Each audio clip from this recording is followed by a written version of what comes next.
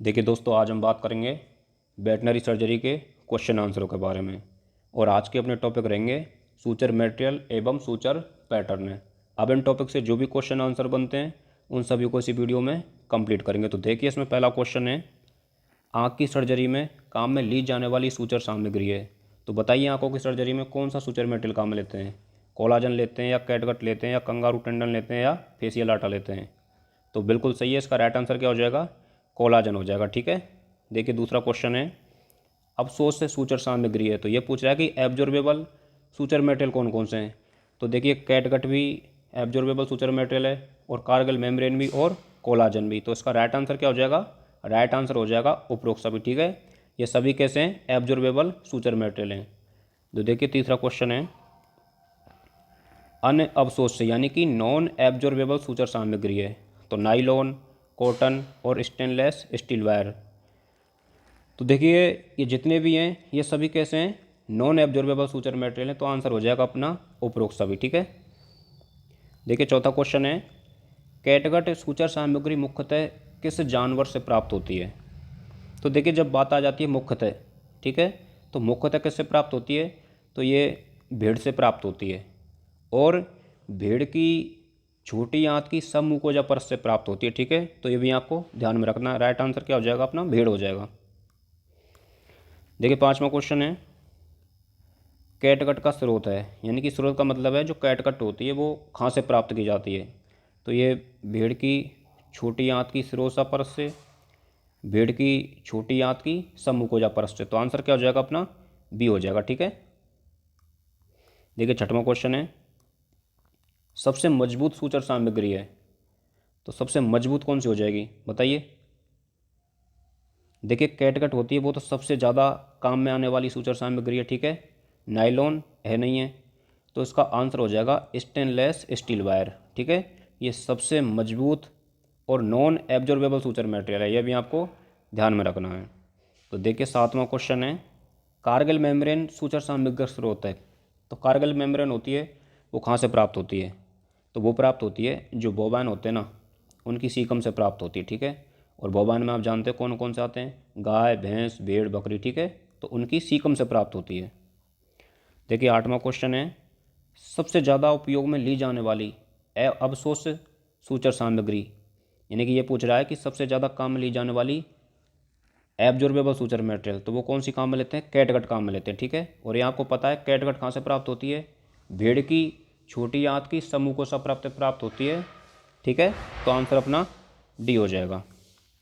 देखिए, नवा क्वेश्चन है, पॉलीग्लैक्टिन है। क्या है पॉलीग्लैक्टिन?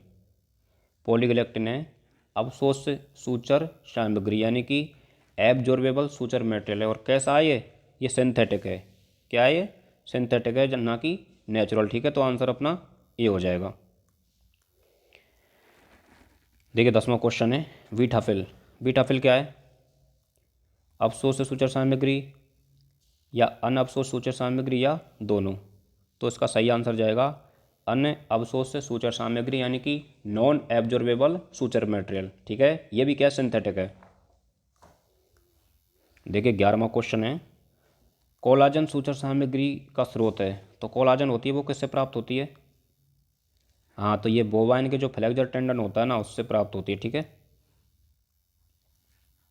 देखिए, 12वां क्वेश्चन है, हर्निया एवं जोंट कैप्सूल में कौन सी सूचर सामग्री काम में लेते हैं? तो देखिए, एक तो हर्निया और एक जोंट कैप्सूल, यहाँ पर क्या होता है? खिंचाव ज़्यादा होता है। ठीक है, तो खिंचाव ज़्यादा होता है तो उसकी वजह से यहाँ पर क्या है? मजबूत सूचर सामग्री काम में लेंगे। और मजबूत कौन सी है इनमें से? बताओ। Kangaroo tendon. ठीक है, कंगारू टेंडन है वो सबसे मजबूत एब्जॉर्बेबल सूचर मटेरियल है। तो सबसे मजबूत है, इसीलिए इसको कहाँ पर लेते हैं हम? जहाँ पर खिंचाव ज़्यादा होता है। ठीक है, तो इसका राइट आंसर अपना बी हो जाएगा। देखिए, 13वां क्वेश्चन है, कैटगट का प्रकार है। कैटगट का प्रकार, तो देखिए, एक तो प्लेन कैटगट होता है। ठीक है, एक होता है क्रोमिक कैटगट। क्रोमिक कैटगट, तो आंसर अपना यही हो जाएगा, ए और बी, जबकि क्रोनिक नहीं है कुछ भी। ठीक है, आंसर हो जाएगा डी। देखिए, 14वां क्वेश्चन है, अम्बिलिकल टेप है। क्या है अम्बिलिकल टेप? बताओ। हाँ, तो ये हो जाएगा नॉन एब्जॉर्बेबल सूचर मटेरियल, यानी कि अन अवशोष सूचर सामग्री, ठीक है। देखिए 15वां क्वेश्चन है लिनेन। हाँ भाई बताइए लिनेन क्या है।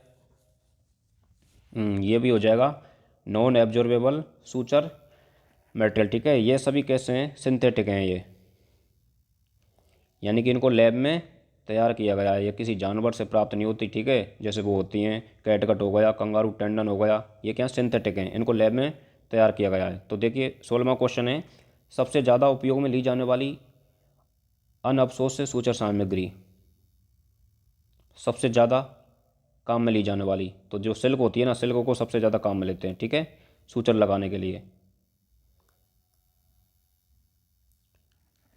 देखिए अगला है संश्लेषित अवशोष्य सूचर सामग्री का उदाहरण।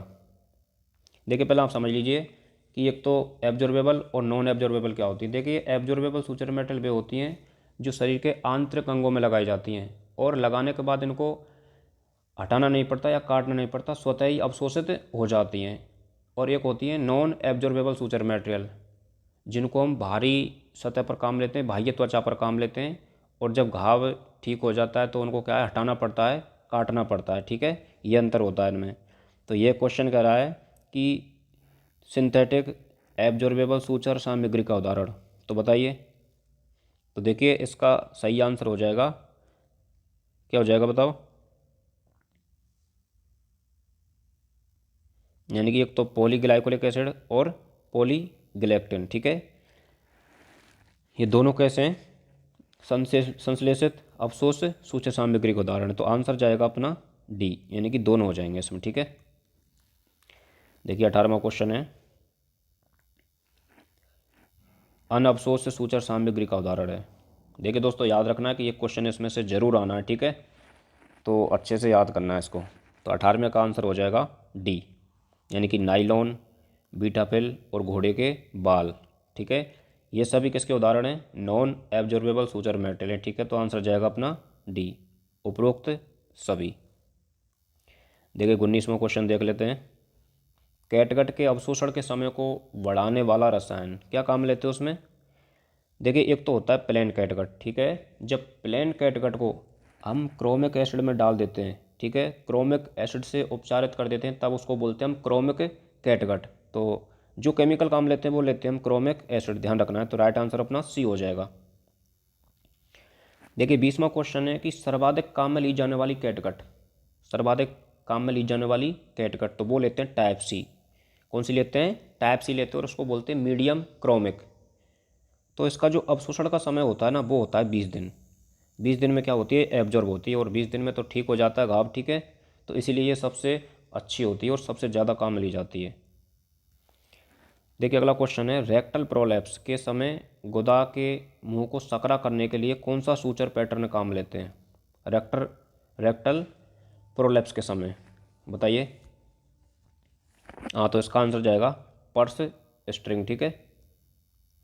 बाकी रेक्टल प्रोलैप्स का मतलब आप जानते होंगे, ठीक है। प्रोलैप्स का मतलब होता है किसी भी प्राकृतिक छिद्र से अंगों का बाहर आना। अगर रेक्टल आ रहा है, रेक्टल वाला अंग आ रहा है तो रेक्टल प्रोलैप्स, अगर वेजाइना वाला आ रहा है तो वेजाइनल प्रोलैप्स, अगर यूट्रस बाहर आ रहा है तो यूटेराइन प्रोलैप्स, ठीक है। तो कोई भी अंग हो सकता है। 22वां क्वेश्चन है रक्त वाहिनियों के कटे हुए भागों को जोड़ने के लिए कौन सा सूचर पैटर्न काम लेते हैं। रक्त वाहिनियों के कटे हुए भागों को जोड़ने के लिए, बताइए। बहुत अच्छा क्वेश्चन है। तो वो लेते हैं एवर्जन, ठीक है, ये लेते हैं एवर्जन। आंसर जाएगा बी। देखिए दोस्तों 23वां क्वेश्चन है रूमन, गर्भाशय तथा मूत्राशय जैसे खोखले अंगों में कौन सा सूचर लगाते हैं, है ना। बहुत अच्छा क्वेश्चन है, बताइए। तो वो लगाते हैं लैम्बर्ट, ठीक है। लैम्बर्ट सूचर पैटर्न काम लेते हैं।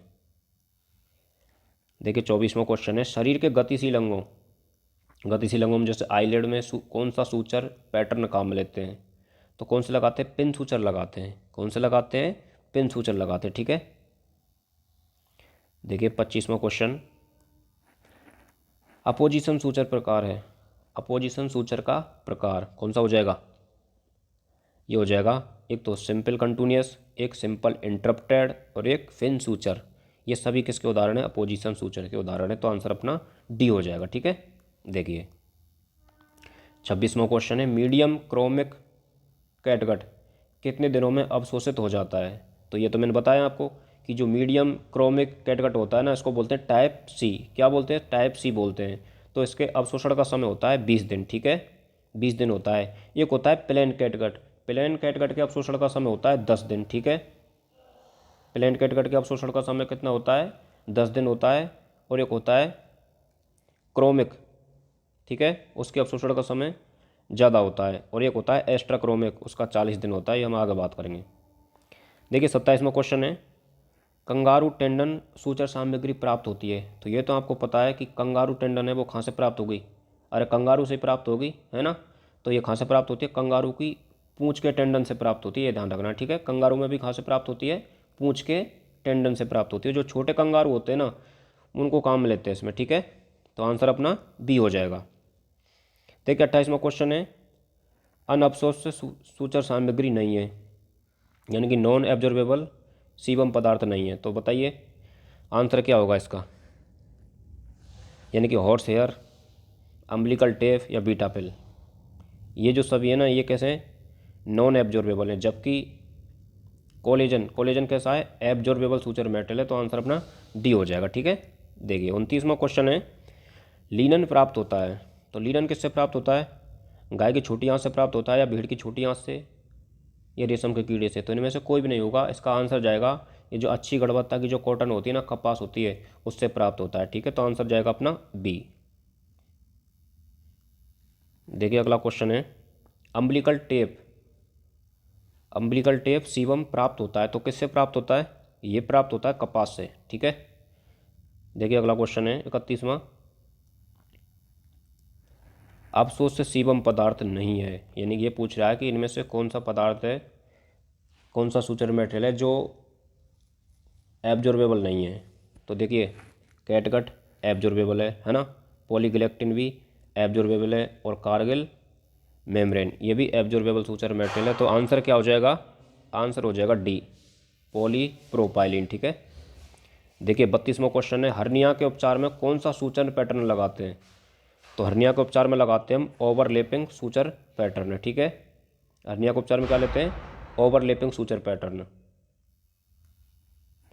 अगर यहाँ क्वेश्चन आ जाता है कि डायफ्रामेटिक हर्निया में कौन सा लगाते हैं, तो वो लेते हैं हम इंटरलॉकिंग या लॉक स्टिच, ठीक है। वो आगे क्वेश्चन आ ही जाएगा शायद। देखिए अगला क्वेश्चन है umbilical tape, umbilical tape sebum काम में लेते हैं हम, कब काम में लेते हैं अम्बिलिकल टेप को? तो अम्बिलिकल टेप को हम काम में लेते हैं गर्भनाल को बांधने के लिए, यानी कि अम्बिलिकल जो कोड होता है ना, अम्बिलिकल कोड को बांधने के लिए क्या काम लेते हैं हम? अम्बिलिकल टेप काम लेते हैं, ठीक है। आंसर क्या हो जाएगा? सी हो जाएगा। देखिए 34वां क्वेश्चन है टाइप बी कैटगट को कहा जाता है, क्या बोलते हैं बताओ? माइल्ड क्रोमिक बोलते हैं। क्या बोलते हैं? माइल्ड क्रोमिक बोलते हैं, है ना। तो आंसर क्या हो जाएगा इसका? इसका आंसर हो जाएगा सी, ठीक है। तो माइल्ड क्रोमिक का जो अवशोषण का समय होता है वो 15 दिन होता है, ठीक है। और जो मीडियम क्रोमिक का होता है वो 20 दिन होता है। और प्लेन कैटगट का 10 दिन, एक्स्ट्रा क्रोमिक का 40 दिन। तो इनमें से सबसे अच्छी होती है वो होती है मीडियम क्रोमिक, ठीक है। देखिए 35वां क्वेश्चन है बड़े जानवरों में रूमन एवं गर्भाशय को सूचर करने के लिए कौन से आकार की कैटगट काम में लेते हैं। तो बात किसकी हो रही है? यहाँ हो रही है बात रूमन और गर्भाशय को सूचर करने की। तो इनको अगर सूचर करना है तो हम काम में लेंगे साइज नंबर 5। क्या काम में लेंगे? साइज नंबर 5 लेंगे, ठीक है। आंसर डी हो जाएगा। अगर बात आ जाती है रक्त वाहिनी को बांधने के लिए, साइज नंबर 3 ले लेंगे काम में, ठीक है। रक्त वाहिनी को बांधने के लिए देखिए अगला क्वेश्चन आ रहा है बड़े जानवरों में रक्त वाहिनियों को बांधने के लिए कौन से आकार की कैटगट काम में लेते हैं। तो बताइए। वो लेते हैं साइज नंबर 1 और 2, ठीक है, रक्त वाहिनियों को बांधने के लिए। और मांसपेशियों को सूचर करने के लिए, मांसपेशियों को बांधने के लिए साइज नंबर 3, गर्भाशय और रूमन को बांधने के लिए साइज नंबर 5 काम लेते हैं, ठीक है। 37वां क्वेश्चन है बड़े जानवरों में मांसपेशियों को सूचर करने के लिए कौन से आकार की कैटगट काम में लेते हैं। बड़े जानवरों में मांसपेशी को सूचर करने के लिए तो बताइए। हाँ, वो लेते हैं साइज नंबर 3, ठीक है। देखिए 38वां क्वेश्चन है, बुनेल मेयर सूचर काम में लिया जाता है। तो बुनेल मेयर को कहाँ पर लेते हैं? मांसपेशी को सूचर करने के लिए, या टेंडन को सूचर करने के लिए, या हर्निया के उपचार में सूचर करने के लिए, या गतिशील अंगों को सूचर करने के लिए। हाँ, तो इसको हम काम में लेते हैं टेंडन को सूचर करने के लिए, ठीक है। और टेंडन क्या होता है बताओ, पढ़ चुके हैं आप। हड्डी को हड्डी से कनेक्ट करने वाली जो संरचना होती है उसको क्या बोलते हैं? लिगामेंट। जबकि हड्डी को मांसपेशी से जोड़ने वाली जो संरचना होती है उसको क्या बोलते हैं? टेंडन बोलते हैं, ठीक है। देखिए 39वां क्वेश्चन है, वैजाइनल प्रोलैप्स के पश्चात बल्बा पर कौन सा सूचन पैटर्न काम में लेते हैं? वैजाइनल प्रोलैप्स के बाद पिन सूचर तो नहीं लेते, ओवरलैपिंग सूचर नहीं लेते, गेम्बी सूचर नहीं लेते, तो आंसर क्या जाएगा? क्यूल सूचर, ठीक है। आप ऑप्शन को कट करके भी सही आंसर दे सकते हो अगर आपने पढ़ाई की है, पता है तो, ठीक है। तो आंसर क्या जाएगा इसका? बी जाएगा। देखिए अगला क्वेश्चन है, पार्कर कैरर सूचर पैटर्न काम में लेते हैं। कहाँ पर काम लेते हैं? तो पार्कर और कैरर इन दोनों को काम लेते हैं आंत के अंतिम सिरों को जोड़ने के लिए, यानी कि इंटेस्टाइनल एनास्टोमोसिस के उपचार में काम में लेते हैं। तो आंसर क्या जाएगा? डी जाएगा। चलिए देखिए 41वां क्वेश्चन है, टीट फिस्टुला के उपचार में कौन सा सूचर पैटर्न काम में लेते हैं? टीट फिस्टुला, है ना। टीट फिस्टुला समझ रहे हो? जो थन होते हैं ना, थनों में कट लग जाए, कट जाए या फट जाए, तो कौन सा सूचर ने पैटर्न काम लेते हैं? तो वो लेते हैं वर्टिकल। कौन सा काम लेते हैं? वर्टिकल काम लेते हैं, ठीक है। तो आंसर ए हो जाएगा। और जो हॉरिजॉन्टल मैटर्स इनको कहाँ पर लेते हैं हम? जो पूंछ में हम टाँके लगाते हैं ना, पूंछ, टेल एम्पुटेशन में काम लेते हैं। कहाँ पर लेते हैं? टेल एम्पुटेशन में। और इनको कहाँ लेते हैं? हर्निया को सूचर करने के लिए। और इनको कहाँ लेते हैं? डायफ्रामेटिक हर्निया को सूचर करने के लिए, ठीक है। तो इसका जो आंसर होगा अपना वो तो ए हो जाएगा, ठीक है। देखिए 42वां क्वेश्चन है, टेल एम्पुटेशन करते समय कौन सा सूचन पैटर्न लगाते हैं? आ गया वही क्वेश्चन, ठीक है। तो कौन सा लेते हैं? हॉरिजॉन्टल मैट्रस, ठीक है। देखिए 43वां क्वेश्चन है, डीएच यानी कि डायफ्राम की जो हर्निया होती है उसके उपचार में कौन सा सूचन पैटर्न हम लगाते हैं? बहुत अच्छा क्वेश्चन है, ध्यान रखना है। तो कौन सा लगाते हैं? Interlocking suture. कौन सा लगाते हैं? इंटरलॉकिंग सूचर लगाते हैं। आंसर जाएगा डी, ठीक है। अब खाली हर्निया पूछता है ये, तब आंसर जाता अपना ओवरलैपिंग, ठीक है। लेकिन बात किसकी हो रही है? डायफ्रामेटिक हर्निया की हो रही है। देखिए 44वां क्वेश्चन है, बेक्रिल के नाम से प्रचलित सूचर सामग्री कौन सी है? बैक्रिल, तो ये हो जाएगा पॉलीग्लैक्टिन 910, ठीक है। ये बैक्रिल के नाम से आती है, मार्केट में मिल जाएगी आपको, ऐसी कोई बात नहीं है। 45वां क्वेश्चन है, अच्छी सूचर सामग्री का गुण नहीं है यूनिफॉर्मिटी। यूनिफॉर्मिटी का मतलब होता है लंबाई में एक समान हो, ठीक है। तो ये तो गुण है। मल्टी फिलामेंटस, यार मल्टी फिलामेंटस कैसे हो सकता है? मोनोफिलामेंट होता है ये, ठीक है। तो ये गुण नहीं है, ठीक है। आंसर अपना यही जाएगा बी। जबकि इलास्टिसिटी, नॉन कैपिलरी एक्शन, ये सभी गुण हैं, ठीक है। ये आंसर जाएगा अपना बी, ठीक है। ये नहीं है मल्टी फिलामेंटस, इसकी जगह होता मोनोफिलामेंटस, तब से होता है, ठीक है। देखिए 40वां क्वेश्चन है, बुनैर सूचर कहाँ काम में लेते हैं? बुनैर सूचर लेते हैं वो कहाँ पर काम में लेते हैं? तो वो लेते हैं वेजाइनल प्रोलैप्स में, ठीक है। कहाँ लेते हैं? वेजाइनल प्रोलैप्स में काम में लेते हैं। देखिए दोस्तों 47वां क्वेश्चन है अपना, तो मेरे को पाउच सूचर ने कहाँ पर काम में लेते हैं?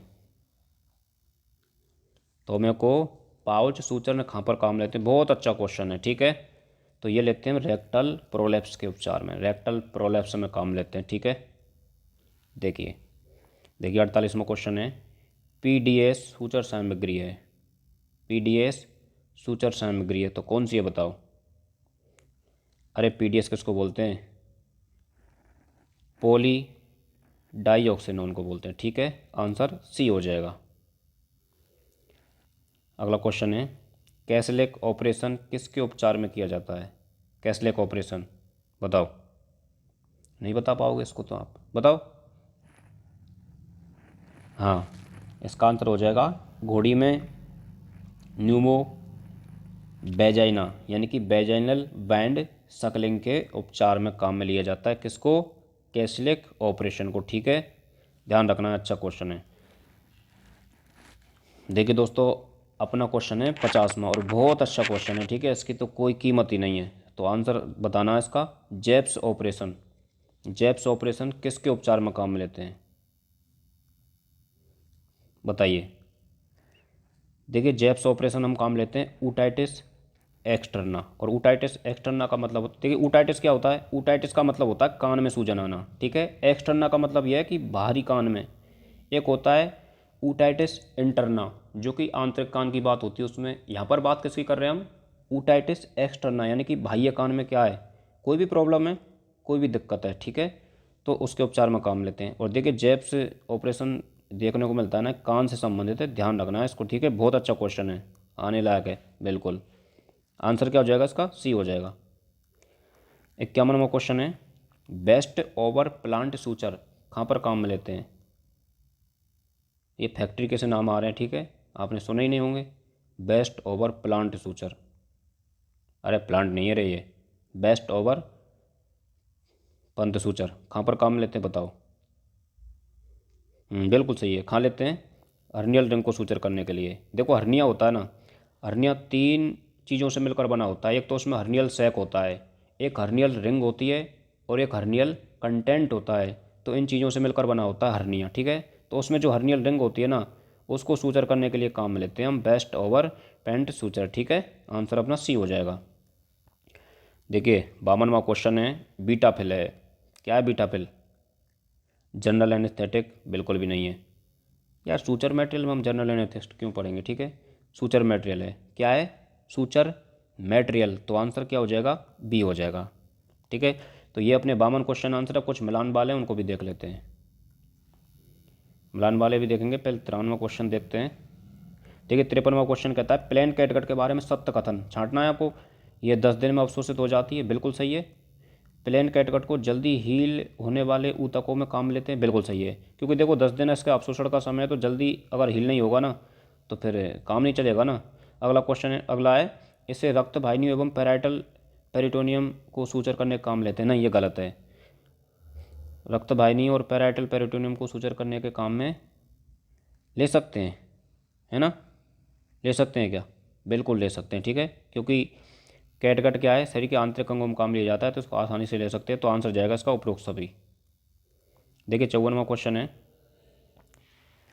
कैटगट को क्रोमिक एसिड से उपचारित करने का फायदा क्या है। फायदा यही होता है, एक तो अवशोषण का समय बढ़ जाता है ना, ऊतकों के साथ जो रिएक्शन होती है वो कम हो जाती है, और सूचर सामग्री जो तन्यता होती है ना, मजबूती बढ़ जाती है। तो आंसर जाएगा इसका उपरोक्त सभी। अच्छा क्वेश्चन है, ठीक है, ध्यान रखना है।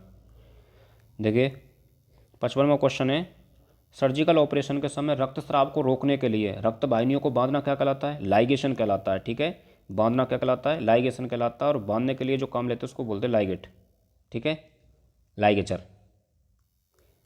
देखिए 56वां क्वेश्चन है, प्रोलीन वीटाफिल एवं डर्मल सूचर हैं, क्या है भैया ये बताओ।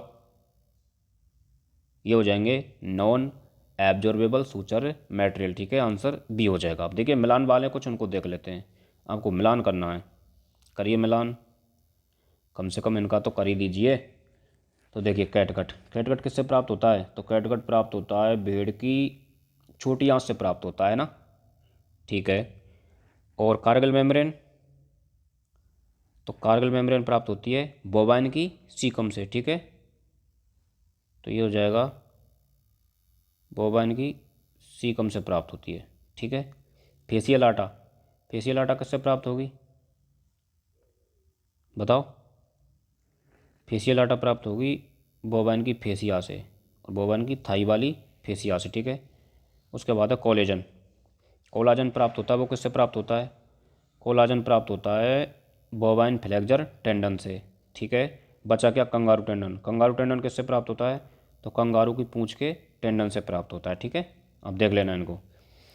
अब देखिए 58वां क्वेश्चन है, इनका मिलान करना है, और यह शायद यहाँ पर आता होगा तो आप कर दीजिए। देखिए प्लेन कैटगट होता है ना, प्लेन कैटगट के अवशोषण का समय होता है कितना, 10 दिन। कितना होता है, 10 दिन होता है। उसके बाद आता है माइल्ड क्रोमिक, माइल्ड क्रोमिक का अवशोषण का समय होता है 15 दिन, ठीक है, 15 दिन होता है। और मीडियम क्रोमिक होता है, उसके अवशोषण का समय होता है 20 दिन, 20 दिन होता है। जबकि एक्स्ट्रा क्रोमिक होता है, उसका अवशोषण का समय होता है 40 दिन, ठीक है दोस्तों। तो ये अपने 58 क्वेश्चन आंसर यहीं पर कंप्लीट होते हैं, ठीक है। धन्यवाद।